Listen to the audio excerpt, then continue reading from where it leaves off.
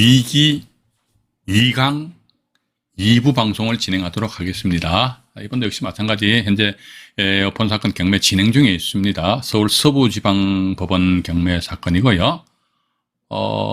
일단 2022 타경이지요. 51,719호 임의 경매하고 또 밑에 보니까 조그만하게 사건 번호가 또 나와 있죠. 나와 있잖아요. 그죠? 여기 이중 경매입니다. 이중 경매. 그죠? 우리 투자자 입장에서는요, 이 경매가 말이죠. 막 채권자들이 말이 2중 아니라 3중, 4중 막 경매 신청하기 좋아요. 왜? 경매 취하의 가능성이 상대적으로 낮아요. 여러분들 안 그렇습니까? 저는 과거에 그런 걸 딱 한번 경험해 봤는데, 끼끗해가지고 참 힘들게 낙찰 받았는데 말이지요.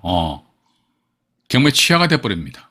그럼 정말 이 경매 취하다 보면 낙찰자가 대금 납부하기 전까지는 언제든 경매 취하가 되거든요. 물론 그렇습니다. 낙찰자가 있는 상태에서 경매를 취하를 시킨다 하더라도 이랬을 적에 낙찰자로부터 경매 취하 동의서를 받아서 법원에 제출해야 되는데 100% 반드시 낙찰자로부터 경매 취하 동의서를 받아서 제출하라. 그건 아닙니다. 낙찰자 경매 취하 동의서 없이도 경매 취하 될 수 있거든요. 그죠?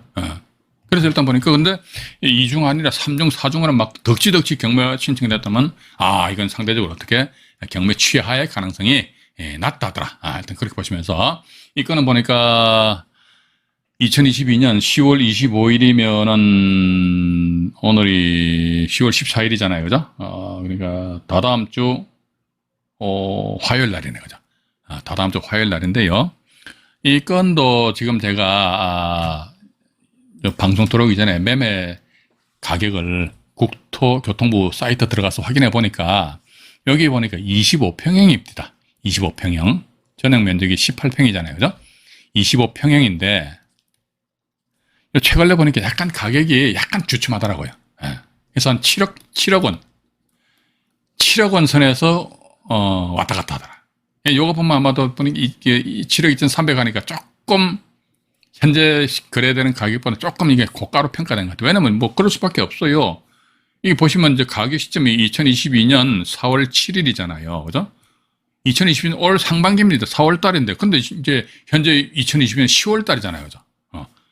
그러니까 6개월 전에는 7억 2,300이었을지 모르겠는데 6개월 후에 보니까 조금 가격이 빠졌더라. 근데 빠져도 그래도 보니까 4억 6,272만 원입니다.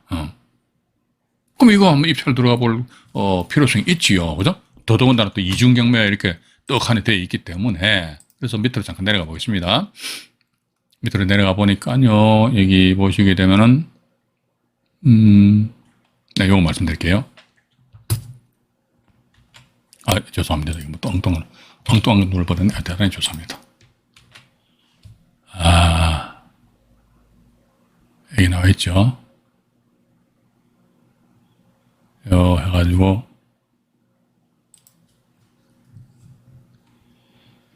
이 법인체예요. 아마 돈 구워주는 그런 회사 같아요. 대부업체. 이분들이 전세권을 설정했습니다. 건물 전부입니다. 우와, 전세금 되게 싸죠? 500만 원입니다. 500만 원. 이게 이제 왜 이런 게 있어요? 여기에 보면 전세권을 설정했는데 이 본건에 보니까 현재 시세가 7억 원 정도 한다는 말씀 드렸잖아요. 그죠? 시세가 7억 원 한다 그러면은 하면 못해도 전세 금액은 뭐 한 60% 잡으면 60, 한 4억 원 이상 한다고. 근데 이게, 전세권을 500만 원 설정했는데 왜 500만 원 설정했을까? 그러니까 이것도 밑으로 잠깐 내려보면요. 경매, 또 화면을 확대를 해드릴게요. 잠깐만요. 네. 가지고 보면요. 건조당권 있고, 쭉 내려오면요. 네. 이걸 좀, 잠깐만요. 네. 여기 보시면은, 건조당권이 3건이 설정됐잖아요. 그죠? 설정됐는데, 그 중에서 전세권 설정한 사람 누구냐? 그러니까, 여기, 저기, 이 3순위 저당권자입니다. 3순위 저당권자가 설정 금액 9천만 원 하고, 그 다음에 이 3순위 저당권자거든. 이분이 전세권 500만 원 설정했다. 왜 이렇게 말도 안 되는 전세 금액을 설정했냐? 간단한 거예요. 뭐냐면요. 이게 이분들이 이 돈을 구워주면서 이 집주인들이, 여기 보니까 현재 부동산 상에는 누가 점유하고 있다는 게 이게 채무자, 소유자가 점유하고 있다. 이렇게 나와 있잖아요. 그죠? 여기 뭐 성이 보니까 성민투자금융대부주식회사 이렇게 나와 있네요. 근데 소유자가 점유하고 있는데, 이게 보니까 낌새를 보니까 와, 돈 못 갚겠어. 그럼 이 경매를 채권자들 집어넣겠지. 그러면 경매 신청한 경매 기입 등기 이전에 누구 한 사람 말이지 주민등록 옮겨가지고 빡 하면 최우선 면제해가지고 그죠? 예. 최우선 면제에서 2016년 8월 달에 저당권 설정됐으니까 요건 저 날짜를 잠깐 컨닝할게요. 2016년 8월 달이면요. 잠깐만요. 2016년 8월 달이면 서울 같은 경우 보증금 1억 원 이하가요. 여기 나와 있네. 여기 나와 있는데 1억 원 이하 3,400만 원입니다. 즉 3,400만 원 여기 최우선 면제거든요. 예. 최우선 변제를 받아갈 여지가 있다니까. 뭐 맞잖아요. 사람들이 코너에 몰리면 뭔 짓을 못합니까? 단돈 100만 원도 아쉬운데 하나 주민등록만 딱 올려놓고 옮겨놓고 그 다음에 법원의 공간 배당요구 종결 있잖아요. 이때가지고 배당요구만 해버린다면은 이 사람 3,400만 원 최우선 변제 받아가잖아요. 그죠? 그나마 조금이나 숨통이 들 수도 있단 말이지. 그런 짓거리를 못하게 하기 위해서 이렇게 전세권 설정한다는 거죠. 왜냐면 전세권도 보면 전세 목적물을 사용하고 수익할 수 있는 용익 뭐죠? 물건이죠. 그죠? 전입 신고했다면 임차권이죠. 임차권도 뭡니까? 임차 목적물을 사용하고 수익할 수 있는 이건 용익권이잖아요. 그죠? 임차권은 용익권이고 전세권 용익 물건입니다. 근데 용익권은 더블 중복이 안 되잖아요. 여기 전세권 보니까 주거 전세권 건물 전부라 나와 있잖아요. 그죠? 건물 전부에 대해서 전세권을 설정했다 이거지. 예, 전부에 대해서 전세권 이게 예를 들어 A라는 사람 전세권 설정했다는 것은 A는 뭐다? 이 전부에 대해서 사용하고 수익할 수 있는 그런 권리를 A가 지배를 하고 있잖아요. 근데 나중에 봐가지고 또 다른 사람 말이지 B라는 사람 전입 신고했다. 이거는 있을 수가 없는 거 아닙니까? 그럼 B는 A가 전부 이걸 사용 수익하고 있는데 어디 비집고 들어올 틈이 있습니까? 없습니까? 없잖아요. 어떻게 비집고 들어옵니까? 그래서 이러한 B라는 사람이 비집고 들어오는 걸 방지하기 위해서 그러면서 최우선 면제 요거를 빠지는 것을 막기 위해 가지고 이렇듯이 전세권 설정한다. 이게 다들 아시는 내용인데 제가 혼자서 괜히 열받아서 이야기 말씀드리는 거 아닌지 모르겠네요. 일단 그렇게 좀 이해를 하시고요. 일단 이 건도 보면은 이중 경매로 돼 있네요. 보세요. 밑에 보면요. 이런 거 좋다니까요. 예. 채무자 입장에서 제 말씀 들으면 저놈 쉽게 하고 저를 욕을 하실지 모르겠는데 우리는 순수하게 투자자 입장에서 보자 이거죠. 어쨌든 저당권자 두 사람들이 임의경매 신청했어요. 근데 채권액이 보니까 얼마입니까? 6억 2천만 원이잖아요. 그죠? 1차, 이 물건 시세가 얼마입니까? 7억이잖아요. 그죠? 그럼 상대적으로 어떻게 한다 하더라? 집주인 입장에서 봐가지고, 이거 만세 부를 뻔했다. 만세 부른다는 건 뭐죠? 경매 취하의 가능성이 여전히 없다. 또 하나 더 보니까 관리비가 현재 미납된 것이 한 55만 원 정도 있잖아요. 그죠? 관리비가 상대적으로 많아요. 어떤 물건 보면요. 관리비 미납된 게 없어요. 깨끗해요. 그런 거 낙찰 받더라도 경매 취하의 가능성이 항상 상존하지요. 아니, 이판사판 해가지고 이제 뭐 빚잔치 하는 마당인데, 관리비 왜 뭐하러 내냐고, 그죠? 안 낼 수도 있잖아요. 그런데 깨끗해. 그럼 뭐다, 이거. 이거 낙찰됐더라. 이거 뭔가 착착착 해가지고 다시, 경매 없었던 걸 할 수 있겠다. 그런데 이 건 같은 경우 뭐 관리비가 그렇게 과다한 금액은 아닌데, 그죠? 그렇더라도 일단 관리비 미납된 것이 있는지 그것도 한번 우리가 확인해 보시고 또 두 번째 보니까 채권자들이 경매 신청했다 했을 때 청구 금액이 얼마나 이것도 여러분 반드시 확인해 보셔야 됩니다. 네가 도대체 얼마 받으려고 이렇게 경매 신청했냐 이거죠. 그죠? 얼마 받으려고 경매 신청했노 이것도 이제 우리가 확인을 해 보시는 것이 어떻겠는가 하는 그런 생각을 가진다는 것입니다. 자, 이제 여기까지 저당권에 의해서 경매 신청한 그런 경우를 말씀드렸고, 다음에 이제 두 번째로는 말이지요. 두 번째로는, 담보가등기 있잖아요. 담보가등기. 예, 담보가등기 해가지고, 이 경매 유형을 제가, 정보제에 의해서 말씀드릴게요. 이거는 이미 낙찰된 물건들입니다. 인천지방법원 사건이고요. 2018 타경에 9656 해가지고요. 보니까 인천광역시 계양구 작전동에 소재하는 이렇게 나와 있네요. 여기 보시게 되면 화면을 좀 키울게요. 쭉 하니까.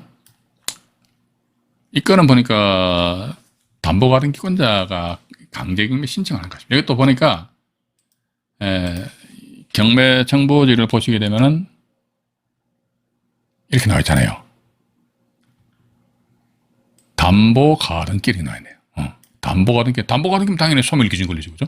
근데 이게 밑에 여기에 보니까 담보가등기권자 이게 경매 신청한 거예요. 자, 그러면 제가 아까 일부 방송에서 말씀드렸는데, 아니, 가등기 이렇게 설정했단 말이죠, 그죠?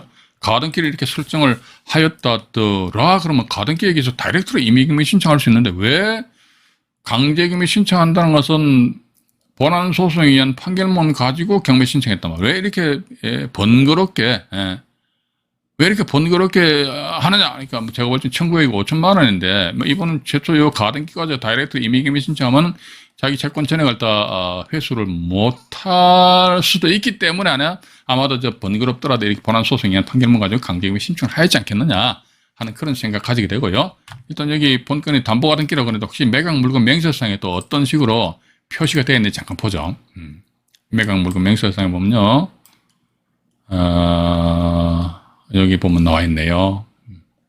잠깐만요. 화면을 비권한해서 조금 올려드릴게요. 쭉 올려드립니다. 네.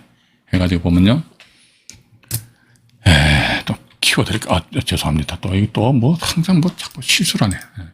엉뚱한 거 눌러버렸어요. 잠깐만요. 여기에서, 밑에 나와 있네요.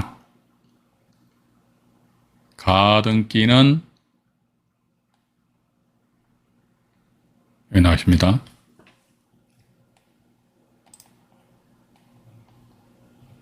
가등기는 매각에 의한 소유권 이전 등기 촉탁 시 소멸된다. 이렇게 나와 있습니다.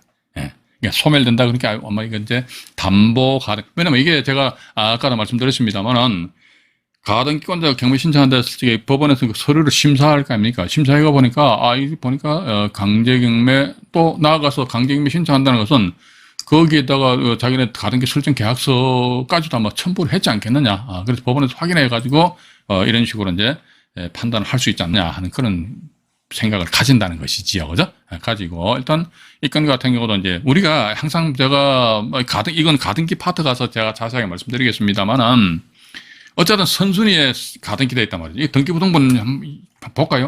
등기부등본상에 등기 형식만 가지고는요, 이게 담보가등기인지 보존가등기인지 아무도 몰라요. 단 뭐 딱 두 사람만 압니다. 가등기 설정한 당사자 딱 두 사람만 알아요. 법원에서조차 몰라요. 법원도 모르니까 법원에서 뭐다 가등기 돼 있다 그러면요, 나름대로 가등기권자한테 최고를 하잖아요. 야, 당신 저 돈 꾸어줬으면 채권 계산서를 제출해라. 그렇지 않다면은 보존 가등기임을 법원에다가 신고하라 이거죠. 예. 이런 식으로 분명히 최고를 하게 되십니다. 최고를 하는데, 이 밑으로 잠깐 내려가 볼게요. 등기부등본의 가등기 형식을 잠깐 보자 이겁니다. 보면요, 이게 나와 있잖아요. 보십시오. 7번이죠, 그죠? 7번 소유권 이전 청구권 가등기 이렇게 나와 있습니다. 그래서 단지 이게 보시면요, 매매 예약 이렇게 되어 있어요. 매매 예약. 그러니까 우리가 매매 예약이다 그러면요, 이 때로는 봐가지고 이게 매매 예약이면 보존 가등기이지 않겠느냐, 우리 그렇게 생각하시면 안 됩니다. 예. 매매 예약이다, 뭐 대물 뭐 반환 예약이다, 뭐 이렇게 표시되어 있어요. 그러니까 통상적으로 대물 반환 예약이다, 뭐 이거 담보 가등기일 수도 있겠다, 절대적으로 그렇게 생각하시면 안 됩니다. 이게 실질적으로 등기 형식만 가지고는 이게 담보인지 보존인지 파악할 수가 없다 이거지. 예. 그런데 보니까 선순위에 가등기가 있는데, 예를 들자면 이렇잖아요. 선순위에 가등기 있어요. 가등기 있어요. 가등기 있는데 뒤에 말이 엉뚱하게 다른 제3자가 강제경매 신청해버리네. 예. 강제경매 신청. 가등기는 A고 강제경매 신청 B가 있다 이거죠. 그럼 어쨌든 강제경매 요것이 말소기준 권리가 되다 보니까, 만약 이 가등기가 보존 가등기면 이거 낙찰자 인수한다는 겁니다. 그죠? 보존 가등기면 인수하는데 보존 가등기 아니고 담보 가등기 같으면 이게 또 말소 기준 권리 되기 때문에 낙찰자 관계가 없다는 것이죠. 예를 들어서 한마디로 어떤 기로에 놓여 있잖아요. 담보 가등기면은 소멸되고 보존 가등기면 낙찰자 소유권을 상실해버리고 완전히 극과 극을 달리는 그런 상황인데, 이랬을 경우는 선순위 가등기 이놈이 말이지 진짜 담보 가등기인지 보존 가등기인지 이게 우리 정확하게 뭐라면 입찰 들어가면 안 됩니다. 어떤 분들은 또 이런 이야기가 있거든요. 제척 기간이 10년이기 때문에, 10년이 경과되면요, 가등기는 말소를 청구할 수 있대요. 웃기는 소리 하지 마요, 봐가지고. 대법원 판결만 분명히 제척 기간이 얘기했죠, 제척 기간. 제척 기간인데 뭐 10년 어쩌고 저쩌고 나오시니까 이걸 가지고 막 이야기, 이거는 의미가 없어요. 이것도 제가 나중에 가등기 파트 가가지고 말씀드릴게요. 좀 성격 급하신 분들은요, 우리 일기 라이브 방송에 그 가등기 파트 영상을 보시면요, 거기 뭐 제가 언급을 해드린 것으로 기억이 나거든요. 일단 그렇게 좀 이해를 하시고요. 자, 그럼 이번엔 말이죠. 담보 가등기권자가 임의경매 신청한 경우입니다. 임의경매 신청해가지고 이것도 이제 좀 오래된 사건입니다. 2015 타경이고요. 2015 타경에 4417 전라북도 김제시 이렇게 나와 있네요. 전라북도 김제시 신풍동의 아파트입니다. 아파트인데 이 건도 밑으로 잠깐 내려가 볼게요. 내려오면 이제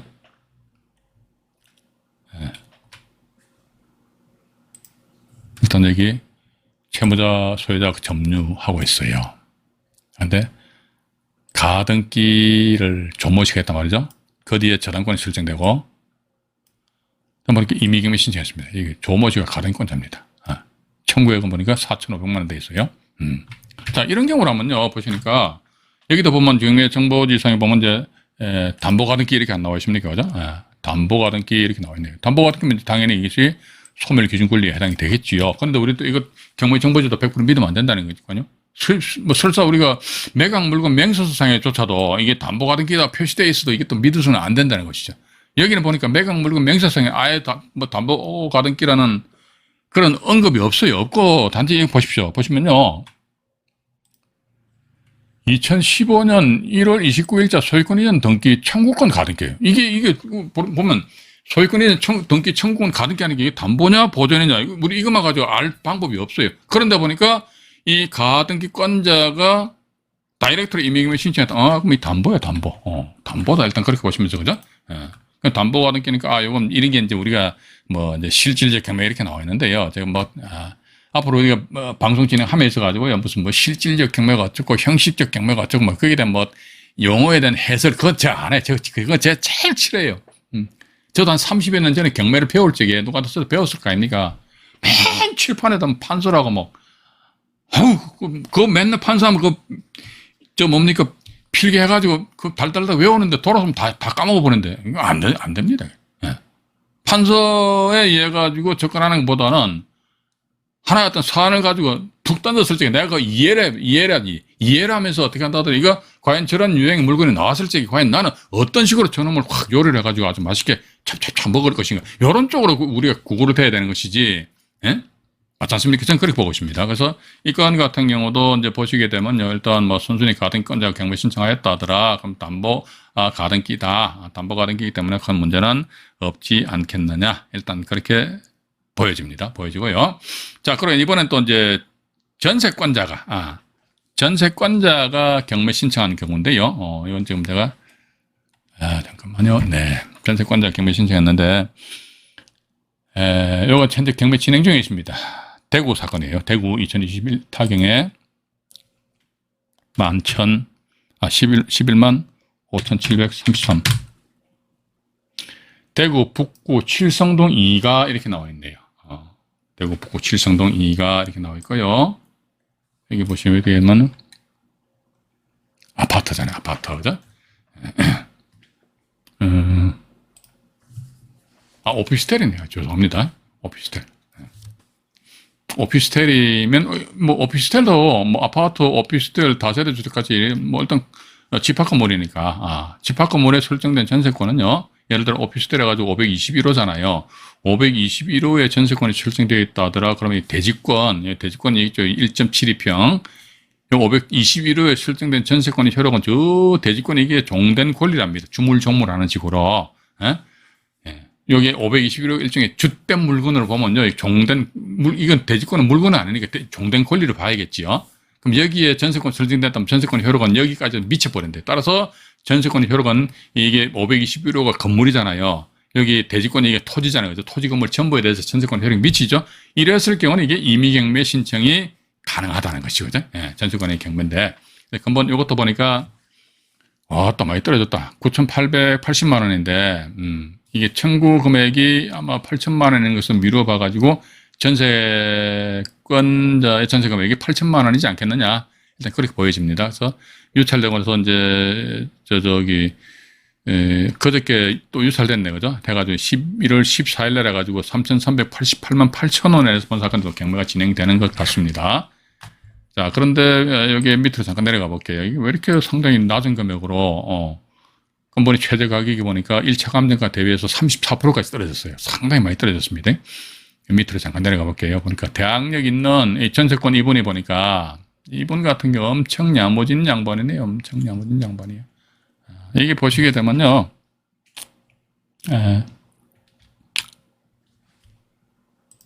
이분이 일단 전입신고했어요. 이분이 주거 전세권자잖아요. 그죠? 근데 밑에도 보니까 이분이 전세권을 설정했어요. 그죠? 최모 씨라는 분이. 예. 그러니까 여기 보시게 되면은 이분이에요. 그죠? 이분이라니까. 이렇게 돼 있는데 여기에서 보면요. 자, 보십시오. 여기 보시면은 이분의 전입 날짜는 2019년 12월 9일이죠. 전세권 설정 날짜가 2019년 12월 4일이잖아요. 그죠? 그러면 전세권 설정한 날짜보다도 전입 날짜가 나중이죠. 이게 보면요. 엄밀히 따지면요. 이렇게 보시면 됩니다. 이게, 이분이 이제, 자, 이거 잘 들어보세요. 요것도 제가 전세권 파트 가가지고 정말로 제가 자세하게 말씀을 드리도록 할게요. 화면을 조금 당길게요. 잠깐만요. 임차인 현황란, 네, 됐습니다. 여기 보면은, 어쨌든 이분이 전세권에 의해서 임의경매 신청했잖아요. 그럼 전세권은 죽어요. 그럼 소멸기준권리 이게 맞습니다. 근데 전입 날짜가 12월 9일이잖아요. 그러면 보시면은 전세권 12월 4일이고 전입이 12월 9일이거든요. 그럼 전세권자가 전세권에 의해서 이렇게 경매 신청했잖아요. 그럼 전세권 죽어요. 말소됩니다. 전세권자 경매 신청했다는 것은 채권 계산서 배당 요구를 한 것으로 봅니다. 이런 경우보다 민사집행법 91조 제4항인가요? 사항 단서에 해가지고 선순위 전세권자가 법원이 공고한 배당 요구 종기일까지 채권 계산서를 제출하면 전세권 경매시 매각으로 딸깍 죽어버립니다. 자, 그럼 이게 죽어요. 근데 이게 요 전세권 여기 소멸 기준이라고 그랬죠, 소멸. 이게 맞다니까요, 소멸 기준. 근데 전입신고 언제 했는데 그거 나중에 했잖아요. 그럼 이것도 죽어야죠. 그러나 실무시 안 죽어요, 이게. 그러니까 이게 대항력이 있다고 합니다. 이게 이제 이 전세권 파트 가가지고요. 제가 우리 시청자 여러분들에게 드릴 대법원 그 결정 두 가지가 있는데요. 2008마 요 전세권 관심 있으신 분들은 이 사건 번호 좀 기억을 해 두셔야 됩니다. 간단해요. 2008마 212하고요. 2010마 900결정이에요. 원래 보면 이제 이 사건 같은 경우 2008마 212 결정에 의하면 이게 없어져야 돼요. 그런데 이상하게 법원에서 말이 2010마 900결정을 적용을 하더라고요. 그래서 우리 투자자 입장들은 어떡합니까? 강물을 거슬러 올라가기 뭐 하잖아요. 힘들잖아요. 그대로 그냥 강물 따라 흘러가는 수밖에 달리 방법이 없지 않느냐 하는 그런 생각을 가지게 된다는 것입니다. 어쨌든 봐가지고 이 건도 보면은 이 전세권자가 이제 경매 신청을 하였고 따라서 이 건 8천만 원이기 때문에 근데 아마도 보니까 이게 어쨌든 이 물건의 1차적인 취득 원가는 얼마입니까? 경매 비용 포함해가 최소한 8,300 내지 8,400 정도가 취득 원가가 된다. 왜냐면 300 내지 400은 모두 경매 비용 빼버리고 이분 같은 경우 전세권 8천만 원이잖아요. 8천만 원 나간다는 것이지요. 그죠? 그런데 보니까 이게 계속 이 유찰되는 것으로 미루어 봐가지고 이건 아마 그만큼 값어치가 없지 않겠느냐. 그러면 이건 굳이 내가 여기 이 동네 갈 필요 없이 혹시 이 동네 건방에 갈 걸음이 있으면 그때 슬프시 가서 한번 시세 조사를 해보고 안 그러면 이런 건 투자해서 배제를 시키는 것이 어떻게 했는가. 여러분들 안 그렇습니까? 이게 물건이 전세권에서 8천만 원인데 막 현재 전세 9,100 나가는 거야. 그럼 이거 사람들이 가만히 놔두겠습니까? 절대적으로 가만히 안 놔둬요. 돈 냄새, 기똥차게 잘 맞습니다. 돈 된다 하면 사람들이 벌떼같이 한번 들을 뻔한다니까. 그런데 더 불구하고 계속 유찰돼가지고 한번에 4차 기일까지 잡혔다. 1차 취득원가 8,300에서 8,400이다. 만약에 8,384백이라면 요즘 같은 경우에는 좀 과거에 부동산 경기가 좋을 적보다는 낙찰을 받기가 좀 쉽잖아요. 그럼에도 불구하고 이런 경우 계속 내깔려 놔버린다면은요. 그래서 제가 볼 때는 어떤 큰 투자 가치는 없지 않겠느냐 하는 그런 생각을 가지게 되고요. 그리고 또 이거를 요거 하나만 더 말씀드릴게요. 말씀드리고 이제 이번에 전세권인데 전세권자가 강제경매 신청했어요. 아주 옛날 사건입니다. 2011타경에 39,037호 사건입니다. 수원시 소재하는 주택인데요. 단독주택에 대해 가지고 일단 이건 보시면은 잠깐만요. 화면을 좀 더 조정할게요.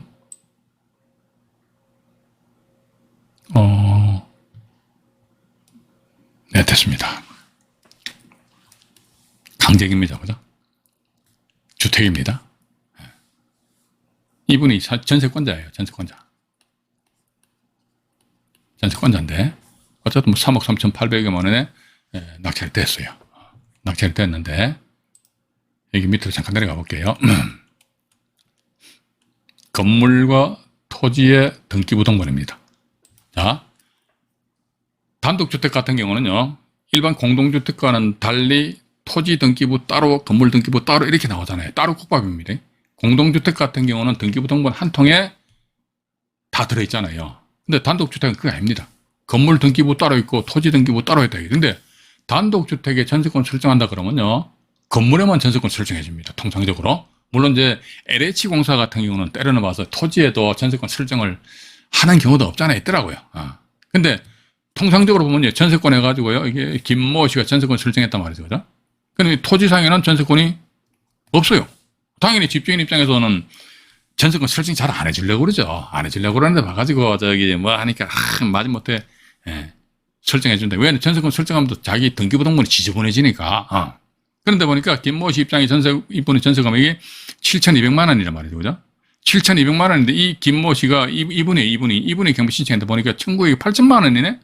우와, 이게 뭐야? 아마 이분은 2003년도에 7,200으로 살다가 2011년도에 경매 신청한 것으로 미루어 봐가지고 한 800만 원 있잖아, 800만 원. 800만 원은 전세 보증금액을 정액을 하였지 않겠는가 하는 그런 생각을 가진다는 것입니다. 예. 근데 보니까 이게 또 전세권자로서 배당 요구를 안 했고 단지 강제경매 신청을 하였다 이거죠. 근데 이거는 요건 제가 나중에 우리 전세권 파트 가가지고요, 이게 전체적으로 한번 정리를 해드릴게요. 해드리는데 일단 이러한 경우 이 전세권자는 말이죠. 전세권에 의해서, 자, 보십시오. 이분이 전세권에 의해서 강제경매 신청한 겁니까? 아니면 판결문에 의해서 강제경매 신청한 겁니까? 판결문이잖아요. 그죠?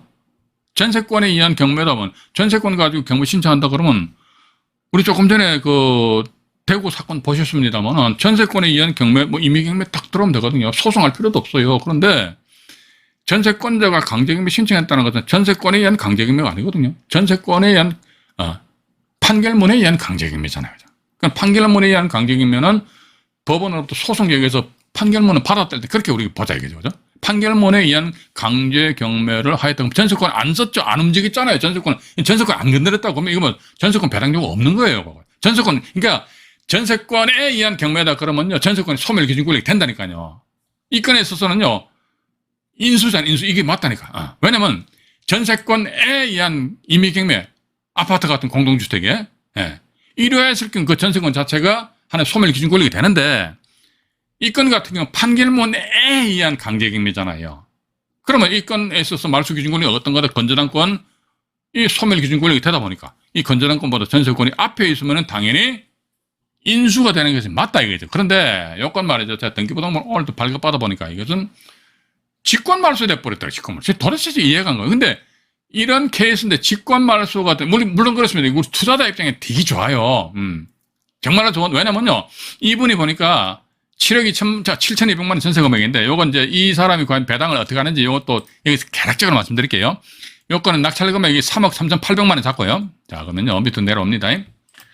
낙찰 금액이 3억 3,800만 원 정도 잡고, 그래서 여기서 보니까 경매 비용 한 300만 원 빼고 그러면 순수한 배당 금액을 3억 3,500만 원 보자 이거죠. 그죠? 예. 3억 3,500만 원인데 요 3억 3,500만 원 뭐다? 이 금액은 토지 경매 대금하고 이거 잘 들으세요. 이거 몰라 해가지고 그냥 나가시면 안 됩니다. 나가시는 본인들만 마이너스 영원히 모르는 거야. 그러면서도 경매한다고 왔다 갔다 한다. 그거 안 돼. 나중에 나이 드셔가지고 이혼당한다니까. 큰일 납니다. 이 토지 및 건물 경매 대금의 합계액이잖아요. 그죠? 근데 전세권은 어디 설정되어 있습니까? 건물에만 전세권 설정했잖아요. 땅에는 전세권 설정 안 했죠. 그죠? 그럼 땅에는 전세권 설정 안 돼 있기 때문에 또 땅값에 대해서는 전세권자는 노타치 하는 거야. 그죠? 그럼 도대체 이걸 과연 어떤 식으로 배분을 하느냐?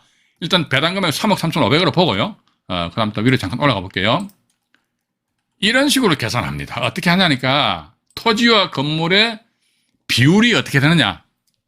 요 토지가 3억 6,480만 원이에요.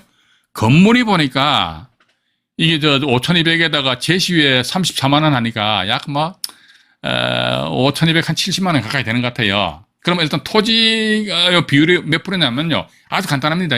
3억 6,480만 원이죠. 그죠? 3억 6,480만 원. 나누기. 요거 전체 금액이죠. 그죠? 4억 1,758만 6천 원. 요거 하게 된 제가 계산해 보니까 토지의 비율이 87. 이것도 우리 단독주택에 입찰 들어가신다. 근데 전세권자가 경매 신청했다 했을 때 배당표 작성하는 방법입니다.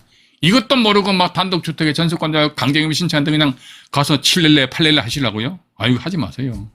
하지 마시라고. 이게 이렇게 계산해 보니까 87.36%가 나와요. 토지가.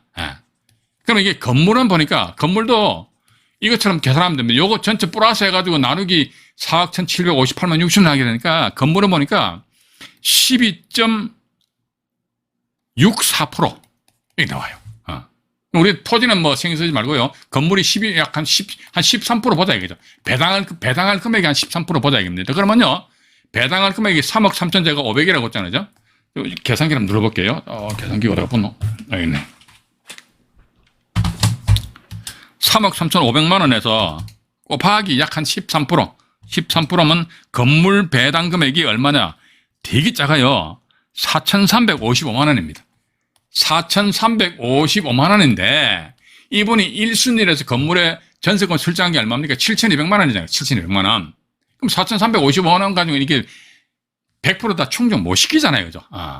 그럼 나머지 이분이 전세금은 못 받았던 나머지 자녀 전세금액은 낙찰자가 인수해야 된다니까요. 그럼 낙찰자가 인수하는 전제를 해가지고 그 전세권은 법원의 직권에 의한 말소가 아니고 협의에 의한 말소, 해지를 원인으로 해서 말소가 돼야 되는데 이거 해지가 아니고 그냥 법원의 직권에서 말소된 그런 케이스입니다. 이건 제가 볼 때는 대단히 잘못됐다. 물론 그렇습니다. 우리 투자자, 경매인 입장에서 봐가지고 법원에서 해가 직권 말소 시키면 되게 좋아요. 그렇지 않고 이게 전세권자 입장이라면은 이건 근데 전세권자들도 보면요 모르니까 당하는 거야. 모르니까. 그러니까 알아야 된다니까.